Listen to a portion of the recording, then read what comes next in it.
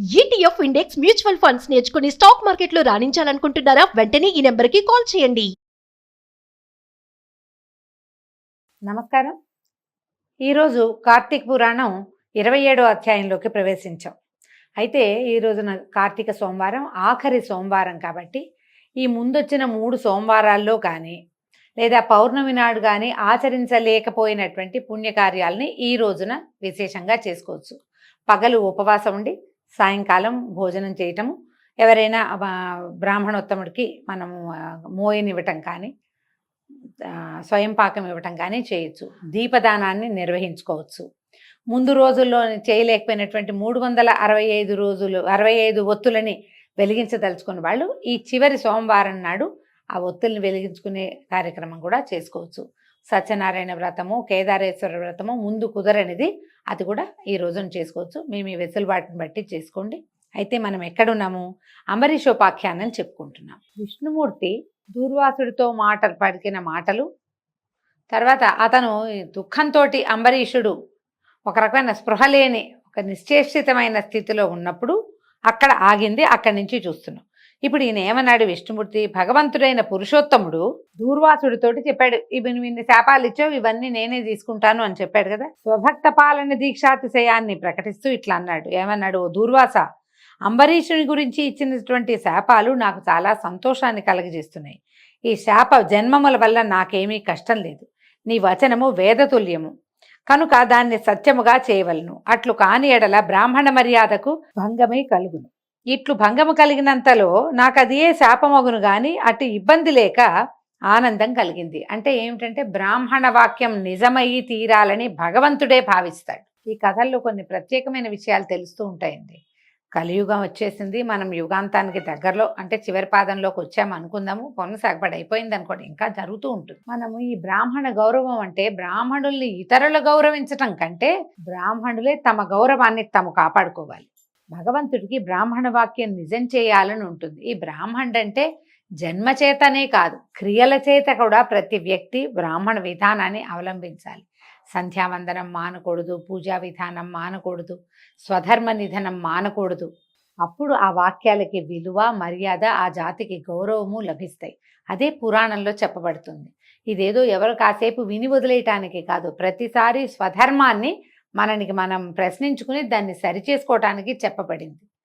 ఈ రోజుల్లో అందరూ చేస్తున్నారు అని అందరితో పాటుగా వెళ్ళిపోతే ప్రత్యేకతలు ఏమీ లేవు ఏ సమాజానికైనా. అలా కాదు, దేనికి ఏది ఉండాలని చెప్పబడిందో అది ఉండవలసిందే. ఉంటేనే దానికి విలువ, గౌరవము, మర్యాద. ఆ మర్యాదని ప్రపంచము ఇస్తుంది, మనకి మనము ఇచ్చుకోగలుగుతాం. ఆ విధానం కోసమే ఇట్లాంటి ప్రత్యేక వాక్యాలు చెప్పబడ్డాయన్నమాట. అయితే రాజు ప్రాయోపవిష్టుడిలాగా బ్రాహ్మణ పరివేష్టితుడై పడిపోయి ఉన్నాడు. ప్రాయోపవిష్టుడు అంటే మరణాసన్నుడుగా ఉన్నాడు. ఆయన దుఃఖంతో కదిలిపోయినాడు. అయ్యో నా వల్ల ఇంత పని జరిగిపోయిందే అని. అదిగాక అయ్యో బ్రాహ్మణాపకారి అయినది కదా ఈ ఆత్మ అని దుఃఖిస్తున్నట్ట. కాబట్టి త్వరగా పోము. రాజు ఈ ప్రకారం చింతించి దుఃఖించి నా మూలంగా చక్రం బ్రాహ్మణుడి వెంట పడింది, చీచి బ్రాహ్మణోపద్రవకారకుడైన రాజెందుకు అని ఇలా దుఃఖపడుతున్నాడు అనమాట. ఈ దుఃఖపడుతున్నటువంటి రాజు వద్దకి వెళ్ళమన్నాడు. ఈ రాజు ఏమిటంటే బ్రాహ్మణోపద్రవం చేయకూడదు. రాజు మనుషుల్ని అంటే రాజ్యాన్ని పరిపాలిస్తాడు. అతనికి ముఖ్యమేమిటి? ప్రజారక్షణే ఒకటి. భూమిని కాపాడము, ప్రజలని దాని యందు ఉన్నటువంటి ప్రజలని కాపాడటం. భూమిని గౌరవించాలి, ప్రజలని కాపాడాలి. కాబట్టి రాజు పైగా గోవుల కొరకు, బ్రాహ్మణుల కొరకు ప్రాణాలు విడవాలి. గోబ్రాహ్మణేభ్య శుభమస్తు నిత్యం చెప్పబడుతుంది శాంతి మంత్రంలో. గోవు బ్రాహ్మణుడు రక్షించబడితే వాళ్ళిద్దరూ ఈ ప్రపంచాన్ని రక్షిస్తారు. లోకా సమస్త సుఖినో భవంతుకి ముందు చెప్పబడేది గోబ్రాహ్మణ హితాయ. చెప్పేది కూడా సంకల్పంలో కూడా గోబ్రాహ్మణ హితం కోసమే ప్రతివాడు పనిచేయాలి. ముఖ్యంగా రాజు, ఆ కాలపు నియమం అన్నమాట అది. అయితే ఈయనకి ఏం చేయాలి? దుఃఖంలో ఉన్నాడు ఆయన. రాజు స్వేదజ, అండజ, ఉద్భిజ, జరాయుజములు అని చెప్పబడేటువంటి 4 విధాలైన జీవులని కూడా సన్మార్గంలో ఉంచి పరిపాలించాలి. ఏ రాజ్యంలో అయితే కుక్కలు విజృంభించి జనాల మీద పడి కరుస్తాయో ఆ రాజు పనికిమాలిన వాడి కింద లెక్క. వాటిని కూడా రాజు కంట్రోల్ చేయాలి. అక్కడ ఉండే పక్షులు, ఒక రాజ్యంలో ఉండేటువంటి పక్షులు కానీ జంతువులు కానీ ఇవన్నీ కూడా అక్కడి నుంచి మనుషులు 4 జాతుల వాళ్ళు కూడా వాళ్ళ విధానాన్నే అవి అవలంబించాలి, వాళ్ళు అవలంబించాలి. కానీ విధానాన్ని తప్పి ప్రవర్తించకూడదు. వాళ్ళని రాజు సరిచేసి తీరాలి. అంటే దీనికి ముందు రాజు సరిగ్గా ఉండాలి. పాలకుడు సరైన వాడైతేనే ఈ మొత్తము చాతుర్వర్ణ్యాల మనుషులు, తర్వాత ఆ రాజ్యంలో నివసించేటువంటి అన్ని రకాల జీవజాలాలు కూడా ఒక పద్ధతి ప్రకారం జీవించడం మొదలుపెట్టాయి. విధానం ప్రకారం వీటికి ఆహారం ఇవ్వాలి. మనుషులు ప్రతిరోజు భూత బలి అని చేసేవాళ్ళండి ఇదివరకు. మన పాత రోజుల్లో కూడా ఉంది. మనం ముగ్గేస్తాం ఆ వాకిట్లో, భూతబలే అది.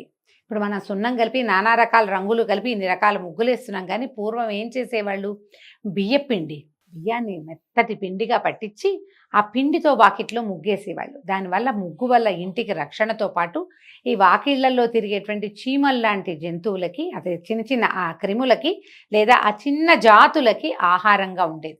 తర్వాత పక్షులకి ఆహారం పెట్టేవాళ్ళు. జంతువులు, కొన్ని పెంపుడు జంతువులకి తప్పకుండా ఆహారం పెట్టేవాళ్ళు. తర్వాత రథ్యబలి అని రోడ్డు మీద దారిలో ఆహారం విడిచిపెట్టాలి. ఈ జంతువులు, కుక్కలు అవి తినడానికి. మన కార్తీక పురాణంలో మొదటి భాగాల్లో చూస్తాం కదా. ఆయన ఉపవాసం ఉన్నాడు బ్రాహ్మణుడు. ఉపవాస నియమం అయిపోయిన తర్వాత సాయంకాలం దీపారాధన అన్ని చేసుకుని పూజ ఫినిష్ చేసుకుని భోజనానికి ముందు బలి తీసుకొచ్చి బలి అన్నాన్ని బయట పెట్టాడు. ఒక కుక్క తిన్న తర్వాత ఏమైంది, ఆ కుక్కకి ఈయన చేసినటువంటి ఉపవాస ఫలితం వల్ల దానికి పూర్వజన్మలన్నీ గుర్తొచ్చినాయి. అట్లా బలి అన్నాన్ని విడవటం అనేది ఒక విధానంగా ఉండేది.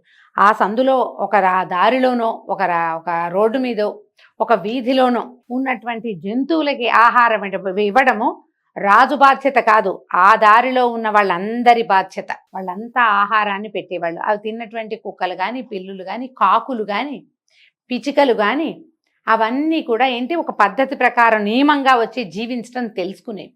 ఈ విధానం పాటించినంత కాలము ఏమవుతుంది, మనకి ప్రపంచంలో హార్మోని మిస్ కాదు. అన్ని పద్ధతి ప్రకారం వెళ్తాయి. అప్పుడు వర్షాలు సకాలంగా పడతాయి, ఎండలు సరైన కాలంలో ఎంత ఉండాలో అంత ఉంటాయి, చలి ఎంత కాలం ఉండాలో అంతకాలమే ఉంటుంది, ప్రకృతి అంతా నియమబద్ధంగా నడుస్తుంది. దీనికి మొట్టమొదటి శాసనం ఏంటంటే రాజు నియమబద్ధుడుగా ఉండాలి, పాలకుడే నియమాన్ని పాటించాలి. అతన్ని నుంచి యథారాజా తథా ప్రజ అంటారు. అతని వైపు నుంచి నియమం పాటించబడుతూ ఉంటే అతను ప్రజలకు ఇవ్వాల్సిందంతా ఇస్తే ప్రజలు మాత్రం ఎందుకు చేయరు, వాళ్ళు కూడా తమేం చేయాలో అది చేస్తారు. అవి తీసుకున్నటువంటి ఈ చిన్న చిన్న పక్షి జాతులు అవి కూడా తమేం చేయాలో అవి చేస్తాయి. ఇదంతా ఒక లైన్ ప్రకారం వెళ్తుంది. ఎక్కడైతే ఈ సంఖ్యల ఈ లైను తెగుతుందో అక్కడి నుంచి జీవితాల్లో ప్రపంచంలోనే హార్మోని తగ్గిపోతుంది, నియమం పోతుంది, నియమోల్లంఘన జరిగిపోతుంది. దాంతో ప్రకృతి దాని ఇష్టరాజ్యంగా వెళ్తుంది. ఎప్పుడో వానలు పడుతుంటాయి, ఎప్పుడు ఎండలు ఉండకూడదు అప్పుడు ఎండ ఉంటుంది, చలి ఎంతకాలం ఉండాలో అంతకాలం ఉండదు, పంటలు సకాలంలో పండదు, ఆహారం ప్రాణులకి సరిగ్గా అందదు, ఆహారం కోసం యుద్ధాలు పోరాటాలు మొదలవుతాయి. పోయింది మొత్తం. రాజు నియమంగా ఉండాలి. అంబరీషుడు చెప్తున్నాడండి ఈ మాటలు. ఈయన అనుకుంటున్నాడు అనమాట, అయ్యో నేను ఇలా చేయకూడదు, అందులోనూ అందరినీ దండన మీద పాలించాలి కానీ బ్రాహ్మణుణ్ణి విడిచిపెట్టాలి, అతనికి దండన పనికిరాదు, ఆ కాలంలో లేదు.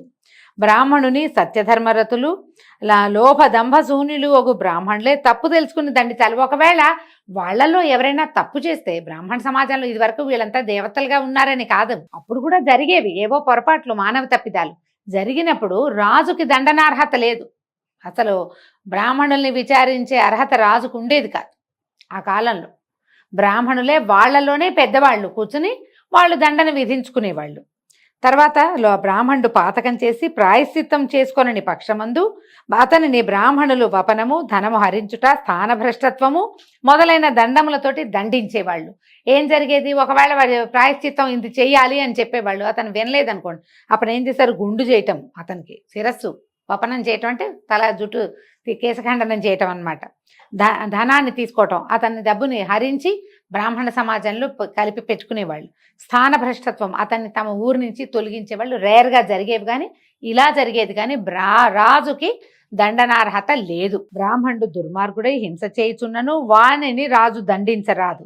రాజు ధర్మార్థ బుద్ధి కలవాడగుచు ఎప్పుడైనను బ్రాహ్మణుడు తనకు అపకారం చేయువాడైనను శస్త్రప్రయోగము ఆచరింప తగదు. బ్రాహ్మణే కత్తిపుచ్చుకుని రాజు మీదకి వచ్చినా రాజు ఏమనకూడదు ఆయన్ని. బ్రాహ్మణేతరులందరూ భయం లేక క్షాత్రకీర్తిని చూపవలను కానీ బ్రాహ్మణ హింస మాత్రము చేయరాదు. ఆ కాలపు నియమం అనమాట. తాను స్వయంగా బ్రాహ్మణుని చంపినా లేదా తన నిమిత్తం తనే చంపినా, తన వలన బ్రాహ్మణుడి చంపబడినా, అన్యుని చేత చంపించినా, బ్రహ్మహత్య సంభవించునని ధర్మశాస్త్రములందు చెప్పబడింది. బ్రాహ్మణుడు లాగబడి గాని కొట్టబడి గాని ధనహీనుడిగా చేయబడిని గాని ఎవరిని ఉద్దేశించి ప్రాణములు విడుచునో వాడు బ్రహ్మహంత యగును. దూర్వాసునకు ప్రాణహారకమైన కష్టము నా మూలంగా కలిగింది కదా, కాబట్టి నేను కూడా బ్రాహ్మణ హంతనైపోయాను. దూర్వాస, అంబరీషుడి మొదలైన ప్రసంగంతో మిక్కిలి దుఃఖంలో ఉన్నాడు. ఇవన్నీ చెప్పుకుంటున్నాడని విష్ణువు అంబరీషుడికి చెప్తున్నాడు. కాబట్టి నీ వచ్చటికి త్వరగా పొమ్ము, నీకు రాజుకి కూడా కుశలం అవుతుందని విష్ణుమూర్తే దూర్వాసుడికి ఈ విషయం అంతా చెప్పి అతనిని అంబరీషుడి దగ్గరికి పంపించాడు. ఇట్లా విష్ణువు చెప్పినటువంటి మాటను విని దూర్వాసుడు ఆయనకి పరిపరి విధాలుగా నమస్కారాలు చేసి అప్పుడే చక్రంతో సహా బ్రాహ్మణ పరివేష్టితుడైన రాజు వద్దకి వచ్చాడు. చక్రము ఆయన దూర్వాసుడిని చంపే క్రియ ఆగింది. అప్పటికి విష్ణువు యొక్క ఆజ్ఞతోటి ఆగింది, కానీ చక్రంతో సహా వచ్చాడట. ఇట్లా సూర్యకాంతితో వస్తున్నటువంటి దూర్వాసుడిని చూసి అంబరీష మహారాజు లేచి చక్రంతో ఆయనకి నమస్కరించాడు. దూర్వాసుడికి నమస్కరించి చక్రస్వామితోటి చెప్తున్నాడు, ఓ చక్రమా, నన్ను మన్నింపుము. ఆర్తుని సంహరించుట న్యాయం కాదు కనుక బ్రాహ్మణుని రక్షించుము. అతిక్రౌర్యముతో శిక్షించుట తగదు. రక్షించుమని వేడుచున్న నన్ను శరణాగతుడైన ఈ బ్రాహ్మణుని కూడా రక్షించు. అంబరీషుడు ఇట్లా పలుకుచూ దూర్వాసుని కౌగలించుకుని ఆ తర్వాత అతన్ని తన వెనకకు తోసి తాను ముందుగా నిలబడి భయము లేక ధనువును జాడించి చక్రముతో ఇట్లా నేను ఈ దూర్వాసుడు కనపడ్డాడు కదా, ఆయన్ని కావలించుకున్నాడు. అయ్యా, నన్ను క్షమించు, నేను నిన్ను రక్షిస్తాను, నీకే భయము లేదని అభయం ఇచ్చి ఆయన్ని తన వెనక పెట్టుకుని ఆ పక్కనే ఉన్నటువంటి తన ధనస్సుని, ఇదంతా రాజసభలో జరుగుతోందన్నమాట, ధనస్సుని తీసుకుని ఆ ధనస్సుని గట్టిగా లాగాడు. ధనుష్టంకారం చేసి చక్రంతో ఇట్లా అన్నాడు, కాసుకో, నీ అంతు చూస్తాను అన్నాడు అనమాట. అంబరీషుడు ఏమన్నాడో మనం రేపు ఉదయం తెలుసుకుందామండి. ఈ రోజుతో 27వ అధ్యాయం పూర్తయింది. నమస్కారం.